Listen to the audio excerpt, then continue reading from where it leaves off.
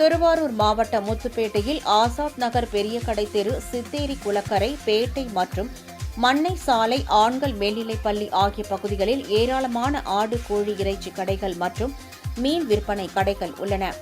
முத்துப்பேட்டை கடற்கரை சார்ந்த பகுதி என்பதால் அதிக அளவில் மீன்பிடி தொழிலாளர்கள் உள்ளனர். இப்பகுதியில் பிடிக்கப்படும் மீன்கள் முத்துப்பேட்டை நகர் பகுதிக்கு கொண்டுவரப்பட்டு அங்கிருந்து பல பகுதிகளுக்கு அனுப்பி விற்பனை செய்யப்படுகிறது. இந்நிலையில் இன்று மாட்டுப் பொங்கலை முன்னிட்டு பெரும்பாலான வீடுகளில் அசைவ உணவு செய்து முன்னோர்களுக்கு படையலிட்டு வழிபடுவது வழக்கம். இதனை முன்னிட்டு ஆடு, கோழி மற்றும் மீன் கடைகளில் பொதுமக்கள் குவிந்தனர்.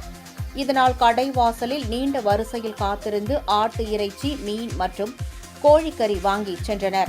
மேலும் தூத்துக்குடியிலிருந்து மீன்கள் விற்பனைக்கு கொண்டு வரப்பட்டிருந்தது.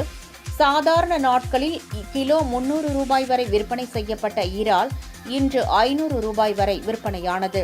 நண்டு வகைகள் ரூபாய் 600 முதல் 900 வரை விற்பனை செய்யப்பட்டன. அதேபோல் பல்வேறு முக்கிய ரக மீன்களும் கூடுதல் விலைக்கு விற்கப்பட்டது. விலை உயர்வை பொருட்படுத்தாமல் மக்கள் இறைச்சி மற்றும் மீன்களை வாங்கிச் சென்றனர். இறைச்சி மற்றும் மீன் வாங்க வந்தோர் தங்களது வாகனங்களை சாலையில் இரு புறங்களிலும் பல கிலோமீட்டர் தூரத்திற்கு நிறுத்தியதால் போக்குவரத்து நெரிசல் ஏற்பட்டது.